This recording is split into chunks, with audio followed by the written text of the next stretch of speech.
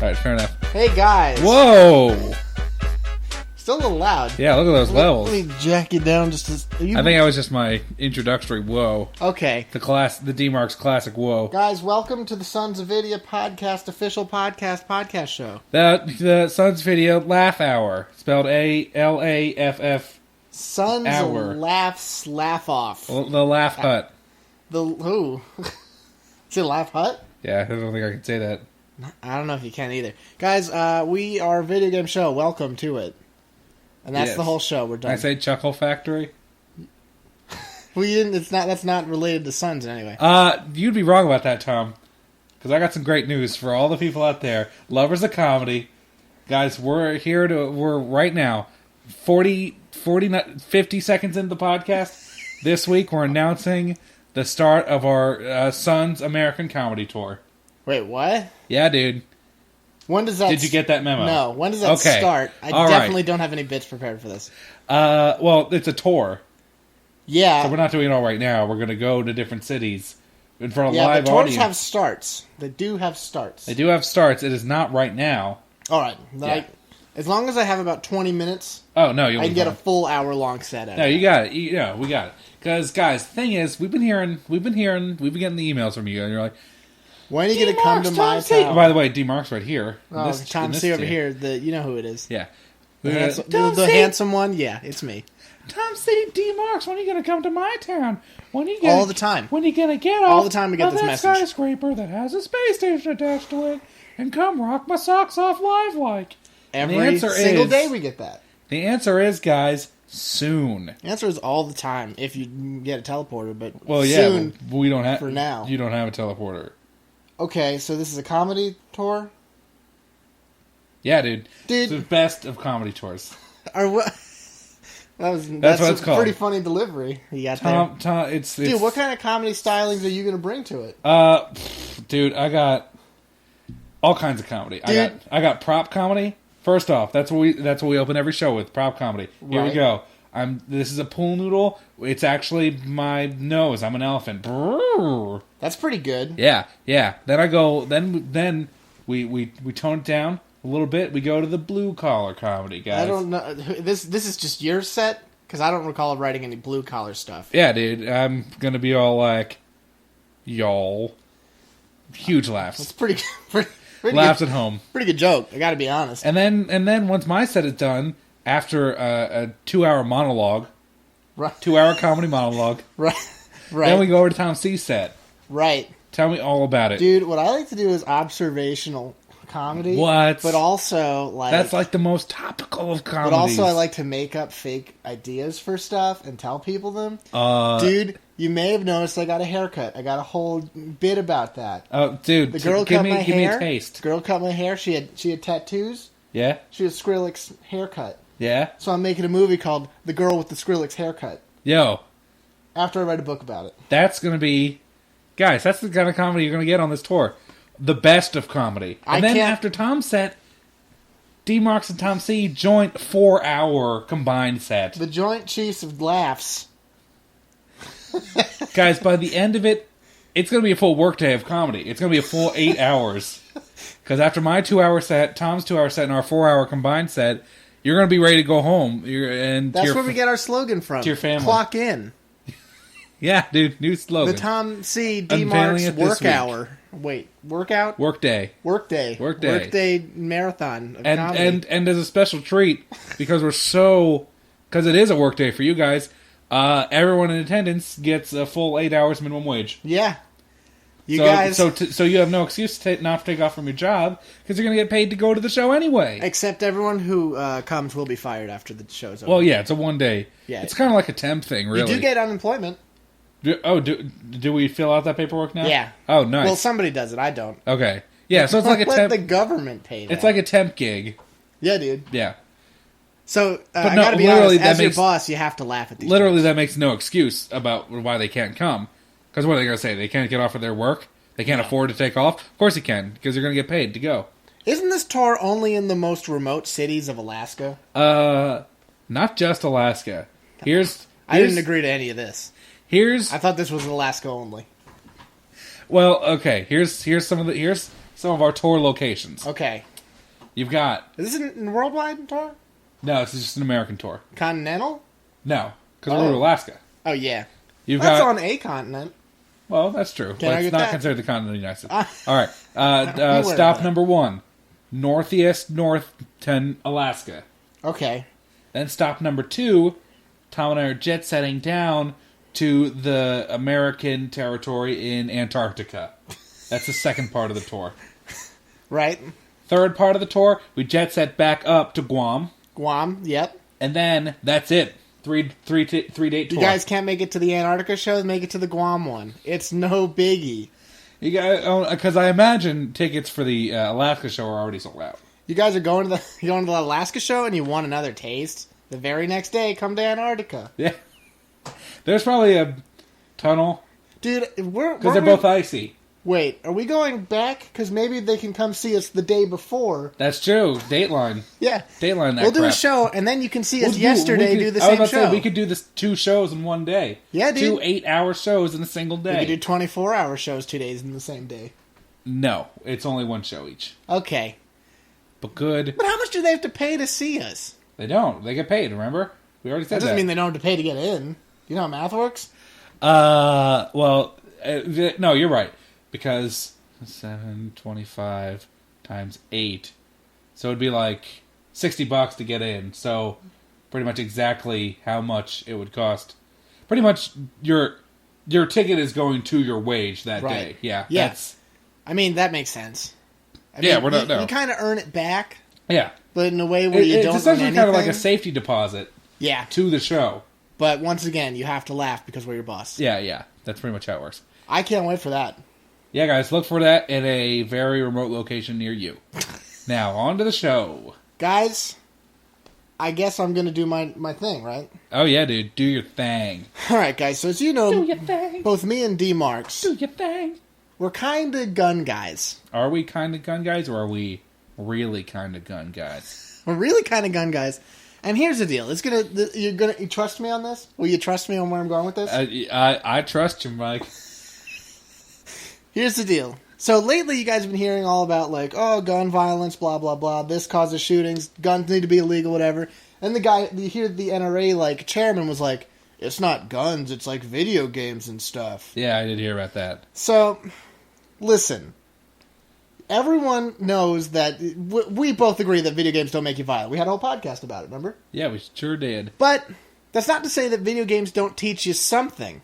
No, that's very... Did you see the Penny Arcade comic they did about the whole, video games being blamed for, school shootings and stuff? No. It was very recently. It was in response to all the badness that happened. I didn't. I don't read their comic regularly like some people do. You should. It's really funny.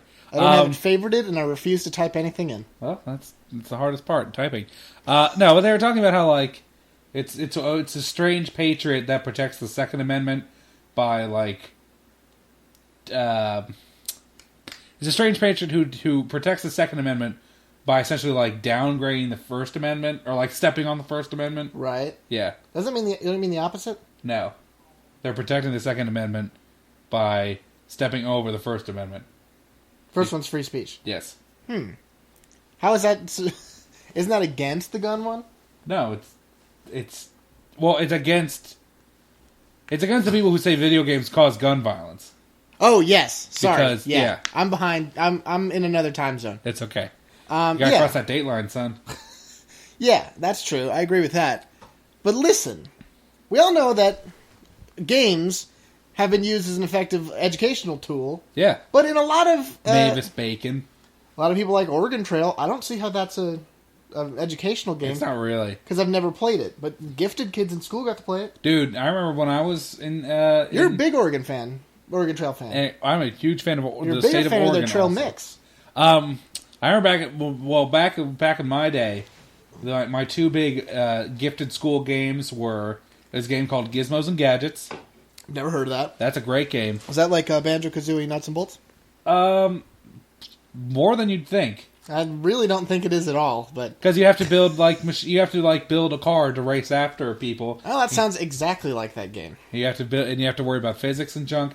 And the other game I played was Legend of Zumbinis. I've never heard of that either. Which is kind of like if you combined it was like Lemmings, but like it was a lot more like puzzle But based. it featured everyone's favorite creature, the Zubini. Zumbini. Dude, okay, because is it like a zombie in a bikini? No, it's not like that at all. Actually, like imagine like that's all my ideas. Imagine like the imagine the ball enemies from Kirby, like the blue bouncy things. You know, hold on, those are spikes. No, blue bouncy ones. Okay, well, the whole thing is that. Basically, you start off with like 24 of these little things. They look like grapes. They look like blue grapes. Right. I've seen a grape before. But the cool thing is you can design each one of your little like pack. And the point is you're trying to get them from like one side of an island to another side of the island.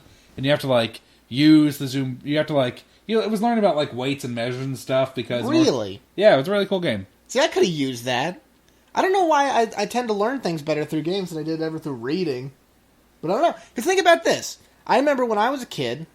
I would play RPG games and heavily story-based games back in the SNES era, and it taught me how to read pretty well. That's true. I was always above average reading because I played all these games and I didn't watch that much TV. You know, one thing is I learned a lot about history from RTSs like Age of Empires and Age of Empires 2. It got me interested in history. Yeah, exactly. I'll tell you one thing that Medieval 2 most certainly taught me to a degree is geography.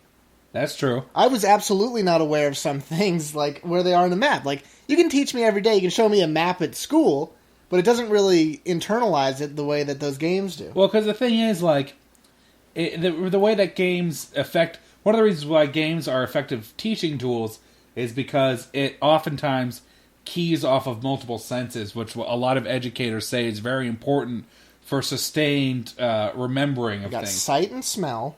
Yeah, you got your stank computer. Alright. No, because... Stank computer. Because you're reading it, yeah. You're listening to it a lot of times. Yeah. And you might even be talking it to yourself. Sounds like Egypt is over there, I think to myself. Exactly. Yeah, so it's really keying off of different senses. It's keying off of more senses than just reading something silently to yourself is. Or like looking at a picture silently to yourself is. Yeah. By incorporating music and other things, it creates an environment where you can actually remember things. Because one of the reasons why a lot of educators, I don't use just the word teachers, because it's not just teachers that say stuff like this. The reason a lot of educators say that because when I was a kid, like especially in my younger days, I would study all the time and not necessarily do great on tests. Mm-hmm. And one of the reasons that a lot of educators say that it might have been the case was because I wasn't getting myself prepared in the environment where that stuff was going to be applicable. Because I would be studying in my room, in my dining room, my house, or whatever. That's not where I'm taking my test. That's not where I'm applying that knowledge. Really? So it's a different environment. Because I was going to make a point. Guys, recently I've been teaching myself Japanese with some success. Japanese. Good old Nippon. Anyway. Actually, I don't know. Anyway, the point is, I found a lot of people will try to learn this stuff, but I have one particular friend who doesn't really have a place to use that information, and that can kind of discourages him because even though he's further ahead of me, he is like not internalizing it as well because he doesn't know where to use it. But I've been going and I've been like trying to play some Japanese games or whatever and seeing what I can read from it. And you read like old like mangas and stuff. Yeah. And it's really nice to do Mangas something... are Japanese comics, guys. It's nice to do stuff in the area where you want to use it. My question is, can you, like, watch an undubbed anime, and can you pick up on what they're saying? Recently, actually last night, I wanted to watch Rurouni Kenshin lately. So I watched the first episode of that, and boy, do they talk fast. There's no chance of it happening. Well, that's the way it always was with me in Spanish, because, again...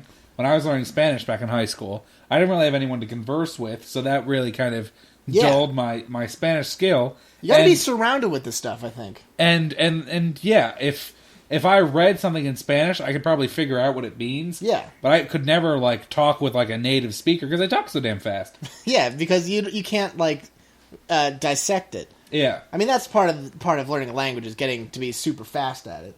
Regardless... That's another way that video games can teach. Or has taught. Because the demonization of video games, we talked about. I just hate it so much when they're we end up coming back to this topic a lot. Really, it's a big button issue because we talked. See this button? Yo, can I press that button? Dude, imagine if you had a button this big. Dude, it's like an easy button. It's bigger than an easy button. Well, I imagine part of that's like the rim of the actual button container. That's what you'd think. Regardless. Yeah.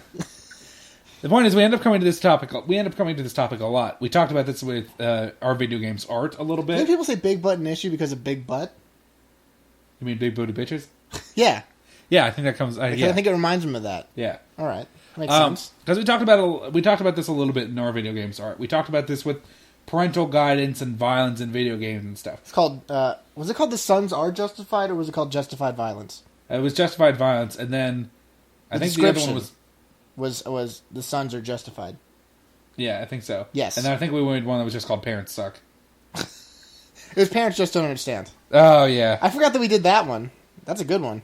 Yeah, I think Parents Suck would have been a lot funnier. Regardless, the point of the story is... You got to make the references. That's what gets the people. People love references. Well, yeah, because we can't cover all the stuff that we said before, but it's very applicable to this particular topic. Because, as I said, video games can be very easily designed... Because children pick up on games very quickly. Dude, think about how many games you've played with relatively complicated rules that you've picked up pretty quickly. Actually, it's even true of board games. Actually, this was I was actually going to talk about this. This was a topic I was going to maybe bring up for this podcast, but since you brought up this, I will bring it up now. Because I was going to talk to you, because, guys, for those of you who don't know, recently released by the company Final Fantasy Flight Games, there's a new Star Wars tabletop RPG that just came out. Really? It's called Edge of the Empire. Pretty good name. And I give it massive name props. Good. And I was thinking about possibly inviting you because I ordered the beginner box, and I was going to possibly invite you to when I start running it. Now, listeners, you may not know, I am almost completely against tabletop games. Well, it's not in a weird way. The thing is, you're not really against it because you have played it before. I haven't played this before. Well, no, I played Dungeons and Dragons one time in my life, and was moderately entertained. It's a story I will still tell anytime anyone mentions Dungeons and Dragons. Yeah, because it is the only story I have. Well, yeah, that would be a good reason to bring it up. Then it's a great reason. The point is, I was mostly doing it to get chicks. Yeah, that's very true. The point is, you pick up on like RPGs and like video games very, very quickly. But like whenever I'm like, oh, you should come over and play this game, or you should come over and play this game, you're like, no, I'm too stupid to learn about that. I think I'm trying to make an excuse so I don't have to play a tabletop game. Well, yeah, I think that's basically the core of the issue. Yeah. Point is, I just don't see them being that fun. But they are, because you have to, because I think... Dude, I'm terrible at improv, we all know that. But the thing is... I have a poor imagination.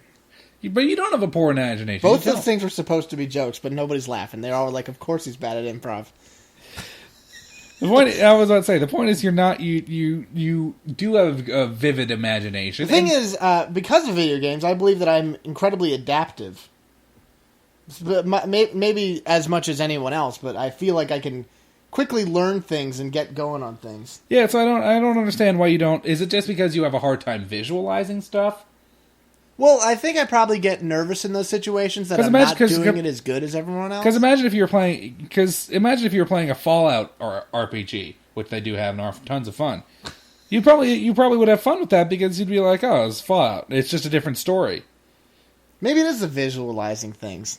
Because you can't see, like you can't really see your characters like on a screen going around doing stuff. You have to. You guys ever make the gunshot noises? You're like pew pew. No, I can't say that's ever come up. What? How do you? Okay, that's half the battle with video games. You get the sound. Well, I make sure I always have music playing. I always get a good soundtrack. I guess that kind of works. Regardless, I'd consider it. We'll have to talk more about this later.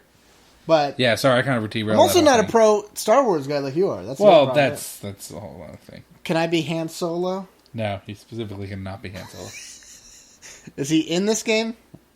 I mean, I don't. He doesn't have to be. Sounds to me like somebody's already called him.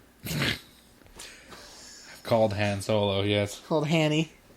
I don't know. There's plenty of ways that people have learned stuff for this. People learn stuff all the time. People learned all about Star Wars that doesn't even exist. You can't stop making people learn, guys. Dude, like, okay, I bet there's a lot of people who didn't know anything about, like, fictional universes like Star Wars until they played stuff like that. Well, that's because, especially in Star Wars, a lot of times that they just end up making their own universes in relation to the games. Yeah, but not always. No, not always. You're right. But you probably get some of the more deeper stuff in some of the movies with stuff like Lego Star Wars, too. And you might be saying, that sounds ridiculous. But since those things No, I don't think it sounds ridiculous. I just don't know how true it is because I've never played Lego Star Wars. I've never played it either, but it probably is a good way to get kids into it if you're an old guy. True, but... We have kids. Ugh. Blah. Gross. Girls, right? Ew. Weird. You guys all have cooties. Dude, guys, think about it on your own. Think about how you should probably write all of your congressman's letters. Yeah, tell them the sun sent Tell you. them no on Prop 34. Vote yes on the good props. We'll see you guys later.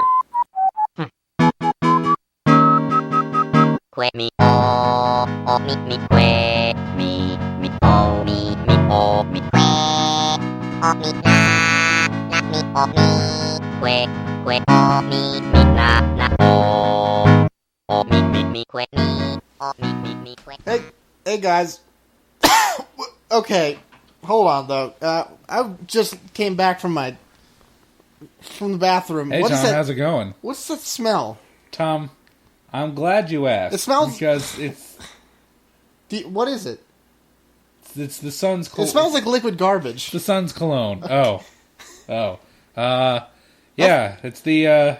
Okay, well, it's the new line of It's Sun's the cologne? It's the new line of Sun's cologne. I thought there were several dead animals together fighting. I spritzed it on while I was in the bathroom. Okay. As part of this segment. I mean, the bottle's cool. Yeah, guys. Wait, you put it on you? Yeah. Does it burn? Burn. I can't describe what I'm dealing with right now. Burn is a strong word. But like, I would say more it tingles with the heat. Guys, I don't want to alarm anyone, but it's like I walked into a wall of something, and I don't like it. It literally was heavy to walk into. Well, I mean, I think it closed my nose. We with only use the stuff. heaviest ingredients for this cologne, Tom. Okay, you know that. First of all, I know that you were told to make a scent that smelled like me, and I don't like this one bit. Is this how people perceive me? I did send you a memo several times about how you should actually be involved with the creation process of this. Okay. And then you never got back to me, well, so I kind of left on my own on that one. I mean, you do know some of my favorite smells. I assume they're in there. Oh yeah, of course. What do you got? All right. In that, I'm gonna just probably close the nose for the rest of this. All right. Well, according to the bottle, the main ingredient is possum. According to the bottle. The main ingredient is possum. Right. I've never heard of that being used for scents before. Possum cooked on a nuclear reactor. Okay. Burnt by radiation. I gotta be honest, that's something I would like to see more than smell. Well, you can see it with your nose. Just imagine what it looks like through the scent. I gotta be honest, now that you say it, it sounds pretty attractive to think about smelling that. Also, we have monkeys scooping up their own poop with... I think you know I don't care for monkeys. Monkeys scooping up their own poop with old, rotten bananas. Okay, well that's kind of cute. Kind of into that. What else you got? Because combined, those two probably doesn't smell like this yet. Because this is terrible. The finest whale blood. No, I'm into that too. I'm gonna stop covering my nose just because I want to get into it. Because I like what's going on so far that you're telling me. Nope, still this is bad. Still this is bad. Liquid cheese. Liquid cheese sounds delicious. We should probably refrigerate this, actually. I don't know how long this has been... yeah. I don't know how long this has been... How long has it been opened? So you think it's gone bad? I don't know if possum on a nuclear reactor goes bad. I think a lot of things have gone bad. Can we just turn on the vacuums? The air vacuums? Okay, they're getting a crew in here or something. Yeah. Because that's ridiculous. Thank goodness they're so silent. I'm glad it didn't interrupt the podcast. You guys, you don't get a loud vacuum cleaner machine when you're doing a show, all right? Oh, ooh. Smell that fresh air now. Yeah. If you guys want to pump in like some cucumber or something. Actually, I would take gasoline over that. Can you pump in some fried chicken? Can you do like just half vanilla, half fried chicken, like in between the chairs here? Cause like a vanilla ice cream. Cause I want cold vanilla. Is that possible? We'll sort this out later. Okay, yeah. Well, guys, don't buy that one yet. No, what? Don't. We'll let figure R&D. it out. We'll let R&D take care We'll of that. figure it out. Okay. Okay. So, Tom, Whew. in other Whew. Whew. highly erotic news... What? Oh, no. What was the first highly erotic news? The dead possums. Oh, great. Guys. I don't want to know how you killed him. Guys Oh, wait, or Tom. Hello. In other news, so a little something happened.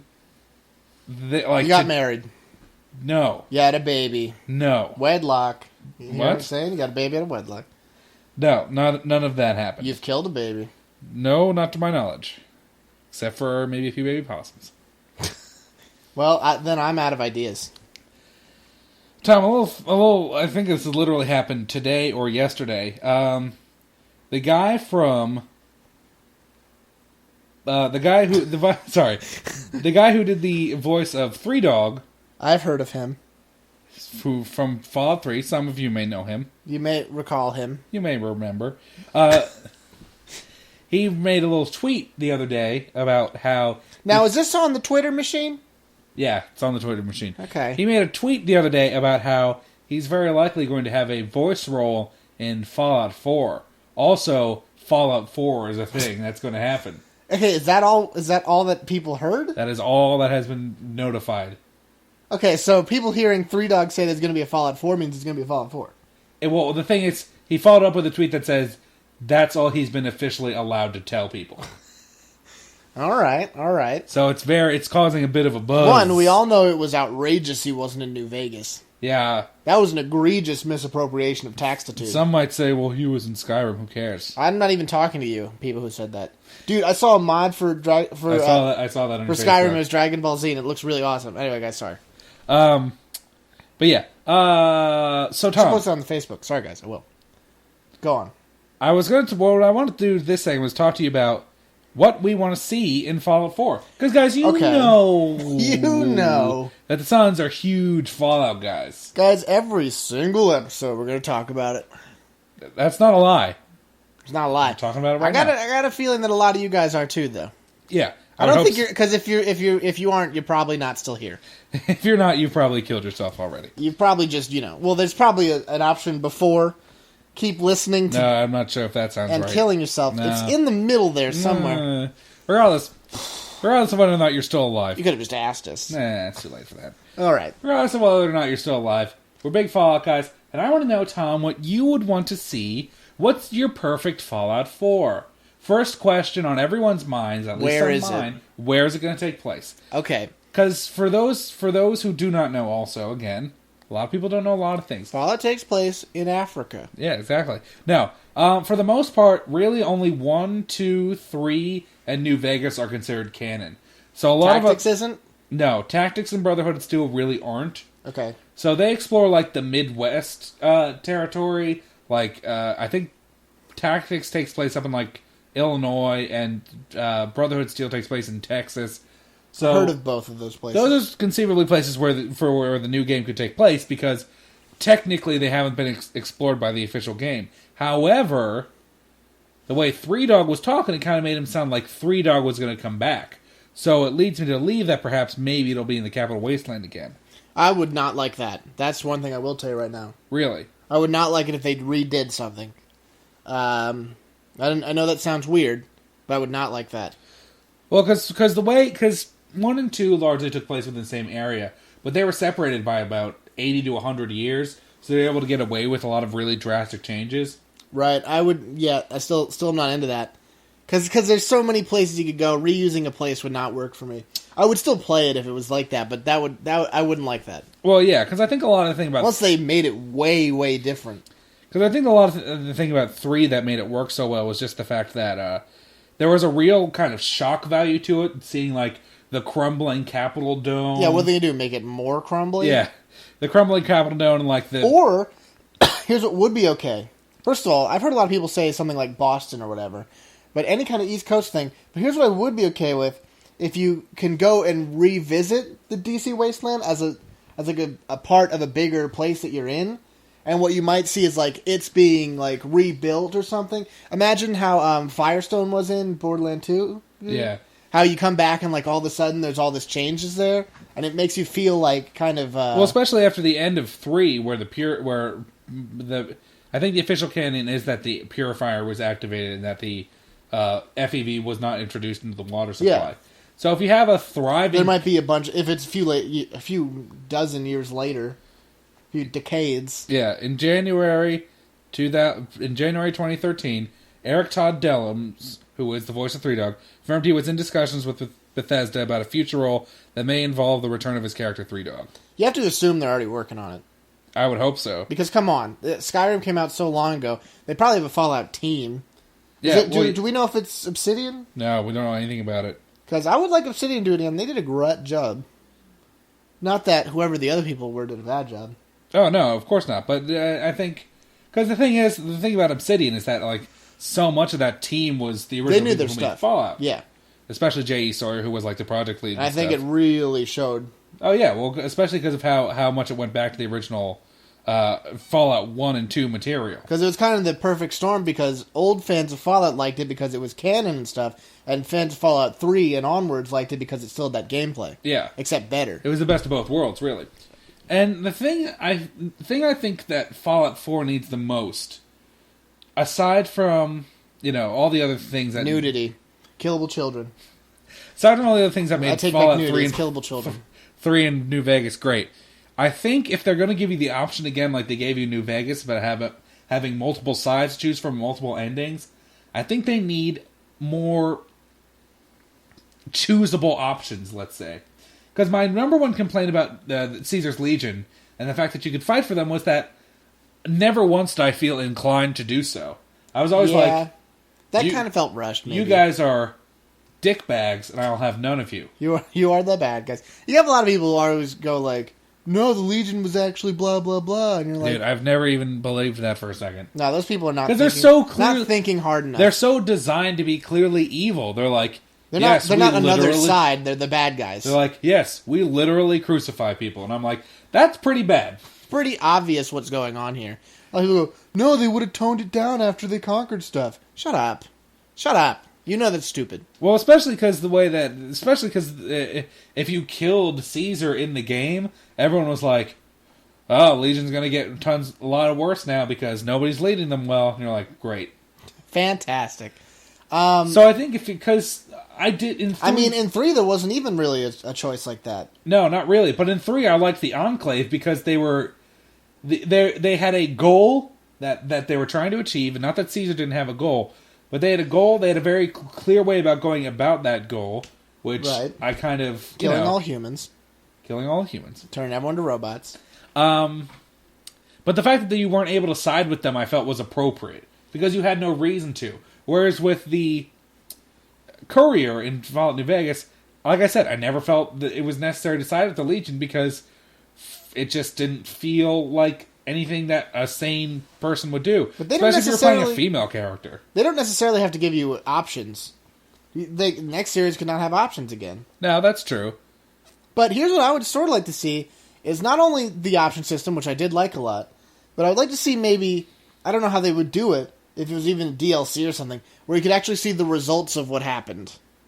Like, if you could somehow go to, like, 20 years later, or, like, 10 years later, and see, like, how your decisions actually affected things. Yeah. Not, like, in the same area, but, like, you're doing something and you make a decision, and then later you see how that affects stuff. Because I know it would be impossible to implement, depending on where they would do it and stuff. But I would really love to see a feature that would kind of incorporate a little bit of Mass Effect, where the game would read your save files and update the game. That'd be really cool. From how the last one was playing. But since since New Vegas had 4 distinct possible endings, it would be nearly impossible to do because they would essentially have to make 4 different games. Unless they really took a cue from Mass Effect and just halved it. I was going to say, unless they really shoehorned it. They're just like, no, whatever happened, then this happened. But no matter what, your decisions are just a button at the end. Then Handsome Jack took over all of New Vegas. But no. Like, you're mixing up a few games. The point is that I feel like because I did like the Legion as a villain, but as a villain, I felt there was no reason to join them because they were obviously villains. I mean, it's a role-playing thing, I guess. Because you But even- want to be a guy who's a punchy guy, maybe you'd go with that just because you like punching. Yeah, but there's got to be more motivation. Because people could argue, once you get to know them more, they're good for some people. They're really not, though. Guys, we've done the research on that game. He's not lying to you. Yeah, don't get me wrong. It's not like the NCR's hands are totally clean either, but they're a far better sight than the Legion's. Yeah, obviously. So, Tom. That's when it... Oh, dude, there's a fly coming to life. Oh, come on. Oh. So, where do you think you would want to see the game take place in? Because we touched on this a little bit. One, I'd like an airplane in the Okay. game so I could fly to Britain and see how that's going. But I would never have one set in there because it doesn't make any sense. You know what I'm saying? You can never have a Fallout set in Britain. Yeah. Because it's about Americana, the game. Well, that's true. It is true. So here's the possible options, okay? One, you could actually go to the one city, or Denver, that's now overcome with Denver. dogs. Yeah, because that was a big part of Van Buren. You have the Commonwealth, which would be awesome. Yeah, that's what most people assume to be Massachusetts. Yeah, which would be really cool. If you wanted other stuff, somebody suggested, and this was smart, and this person deserves a medal. He was like, Give him the Fallout medal. you're like, oh, we should do it. They should have it in Florida because you'd have a really sweet amount of different stuff. But then there could be a giant Vault-Tec related theme park Oh, that would be cool. or Robco related theme park, and it'd be the coolest thing in the Dude, world. because remember in the Museum of Science in Fallout 3, you're walking through the vault, and it's the scariest thing in the world. You could have a whole level of that. You could have a whole thing of that, and it would be awesome. No, it would be super rad. Like, you could make it like... Imagine if you had a Disney World-sized thing in Fallout that was all, like, dedicated to this ancient stuff of the past. That was filled with, like, bandits fortifying locations. Yeah. But also, like, super-duper automated scary stuff. It was so cool. That was a great idea. Yeah, that would be really rad. Yeah.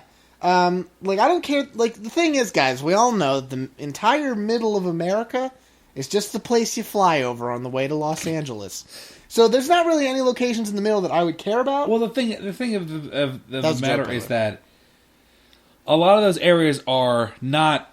They're not suitable for what Fallout tries to go for, especially the last two, which have been a combination of urban and wilderness exploration. Like, don't get me wrong, if you guys were really nuts, you could have a really Stalker-inspired one, where you're, like, going through farmlands and stuff, and that'd be cool if you had, like, a tiny game. Well, I think that'd be cool as, like, a DLC. Yeah. Because I think that's some of the charm of, like, Point Lookout was kind of like that. Like, that I could dig. Because you're You could going do, through like, a much more rural area. You could have, like, a heartland, bunch of farms, and, like, a bunch of just big, vast expanses of land with stuff going on. It's got a lot of potential. Regardless, he's right. This guy over here, I'm pointing to him on microphones. It's me. He's pointing to me. He's right that it's kind of the combination of the urban exploration and the other stuff. Because I was thinking possibly maybe they would do it in the NCR proper. Like the actual, like, Shady Sands and, like, the capital. Because there's what? Dude, here's the one problem with that. You're right, that would make sense. Well, the thing is, first of all, I don't think there'd be enough wilderness. Yeah, that's one thing. But the thing that I'm telling you right now is, because of how the game has been marketed towards, people, the problem is Shady Sands would not be at all destroyed. Shady Sands, like, all of NCR territory is like a regular city. It's like a modern city. Well, yeah, It's not like Fallout. People who now get an idea of what Fallout's like, and these cities, it would just be like a normal city. Well, it wouldn't be normal, but it would be in less ruin. Because They're not ruins. I heard a lot of people. Actually, a lot of people didn't like New Vegas because they were like, "Oh, it's like a working settlement here." Yeah, like with power and everything, and like funny robots all wheeling around, doing fun wheelie tricks. Thing is, actual NCR territory is like a legit city. It's like fixed. It's good. Yeah, I know. They have a Congress and everything. Yeah, like it. That would be totally not what people would be buying a Fallout game for. But I'm just saying it would be interesting. It'd be interesting to see it, but like, yeah. Because the thing is... Or would it be cool if, like, is Hollywood in there? Because that'd be cool if you could visit that. Yeah, I think Shady Sands is near Los Angeles. Yeah, that'd be cool. But... You could fight Ghoul Crips. That's true. You could fight Ghoul Bloods. Do you know that Crips never use CK together when spelling words? because it inspires the term Crip Killer. Ah. So whenever there's something that's like CK, they'll change it to capital CC. I heard something like that about how. It's the weirdest thing I've ever heard. Oh, I think I heard that Bloods changed most of their C's to K's because they don't want to say C. Maybe. But that's like the... First of all, how many letters are Crips writing to each other? Enough, I guess. Mom. Maybe it's just for text messaging. Maybe. I wanted to tell you about this new place I ate. It's called Burger King, but I can't... It's called Cece's Ital. But yeah. Because the thing is, they're kind of running out of territory if they're trying to find somewhere new. Because they can't really do anything in Arizona because that's where the Legion Hall is. What about New York City? I mean... What about New York, period? New York City would be a good choice, because... You go to that Dirty Jers for DLC, you know what I'm saying? Excuse me. I laughing so hard he sneezed, guys. I don't think you call it Dirty Jers. Sure can call it Dirty Jers. The point is, New Vegas, or New York would be a good setting, I feel. The only problem is that, like... It'd still be kind of glamorous. Well, it would also be very, very nuclearified. Yeah, that's true. That would have got blown up hard. Yeah. Not that you wouldn't still be able to have those landmarks, but, you know. Yeah, but they'd still be blown up. But that's still something. I think the biggest probably one is going to be the Commonwealth. Yeah. Because they mentioned it in 3. I think they probably mentioned it in New Vegas. I think they mentioned New Vegas too, yeah. It just makes sense. They mentioned it in Point Lookout as well. Did they? I think they had the Commonwealth in one of the other Fallouts. I don't remember that. I don't remember it either because I never played any of those. Well, I don't remember it being mentioned outside of Fallout 3 in New Vegas. Because if they didn't do Big MT, I would have said to do that, but they did that. Yeah. Because, I mean, it also depends. Another thing is that it also depends on how far in the future they make it. Yeah. Because there was only a 4-year gap between Fallout 3 and Fallout New Vegas. Mm-hmm. But between 2 and 3, there was like 70 years. And between 1 and 2, like I said, it was like another 100 or so. So really, 3 and New Vegas were kind of irregularities about how close they were together in terms of, you know. Dude, let's shut up about this part. Okay. What gameplay things do you want to see in it? Okay. We haven't talked about that at all. No, we didn't. We can sit here all day and talk about where speculate. It could be. Yeah. Okay. Things I liked about New Vegas that I think they definitely need to keep in: weapon mods. Yes. Different ammo types. Yes, that was excellent. Yeah. I liked the way the companion wheel worked. I thought that was a lot better than 3. I agree with that. It could be better though. Yeah, but it's getting there, I feel. It doesn't have to be better, but it could be. Things I liked about 3 more than I liked about New Vegas that I want them to keep. Radio station. That's it. 3 Dog is missing. Guess what? He was rehired. Boom. Game's already better. Game's better. Yeah. But yeah, I mean, one thing I would like is more choosable origins. Okay. The way it kind of works in the way that every single mod on Earth does. Yeah, for Skyrim and whatnot. Yeah. I mean, nobody would get upset. Nobody would be like, well, the story makes slightly less sense. No. Yeah, because one of the rare things that I will point back to about Dragon Age that I think actually did well was how the origin stories works for each of the characters. Because I really like that. And if you had basically that be the opening act, because I know a lot of people didn't like. Well, the thing about Fallout 3 is the way that it opened is that you were in the vault. And I really liked that the first time they did it, and then the second and third and fourth and fifth time I played it, I didn't want to play it ever again. Yeah. But then you didn't. But I liked it the first time. And I feel like if they had, like, different origin points to start from, even if that didn't affect your skills or your attributes or anything like that, even if it was an opening act to play that kind of set the stage about who you were, I think that'd be interesting. I would also accept it changing your equipment. Because somebody suggested that you could... Because here's the deal. They could take a little bit of a risk and have you not have a wrist-mounted Pip-Boy. You know? Because apparently in the series they had something that kind of looked like an iPad. It was an iPad, yeah, essentially. And so you could have one of those that would essentially do the same thing. And I know it's a small thing, but I always thought it was weird how in New Vegas you also got a Pip-Boy right away. Yeah. That seemed like, that was stupid. It was straight up dumb. Yeah, well... It's a small thing. But you could also potentially, according to the way the origin story is, some of them could have it. Some of them could have different gear and stuff. It'd be Well, cool. well, also technically the Pip-Boy. Technically, you always got a Pip-Boy. It was just a model that changed Whatever. because the iPad thing was still technically considered a Pip-Boy. It Yeah, was just but it's not on your wrist. no, but it's still a Pip-Boy. Yeah, you know what I mean, though. Yeah. It would be neat. Houses, everything should be able to be a house. Yeah, you should a lot more takeoverable places. Oops. What are you doing over there? I would also say, basically, anyone should be able to be a companion as long as you can can persuade them successfully. Yeah, the only problem with that is that they really have to like flesh out every like possible character. Then, Oh yeah, I'd have a problem if they made the game more fleshed out. well, yeah, That but sounds terrible. It's not- We're blue sky solutioneering. it's not a problem for that. It's not a problem for us. It's a problem for them. Yeah. Also, well, they already have an entire engine, all the stuff. keep in more gambling. Keep More gambling. gambling. I don't know how you would do that if you went to some place where it's not known for gambling. How about Native Americans? Can we get some of those? That'd be kind of cool. Yeah, that would be kind of cool. You never see those. I mean, there wasn't any. There's no in America right now, so I don't know why there'd be more. But yeah, this segment's running along, so we're gonna cut it How short. about SeaWorld? SeaWorld. Dude! That's where all the mean ladies go. Guys, so Boo. Boo. you guys at home are dead.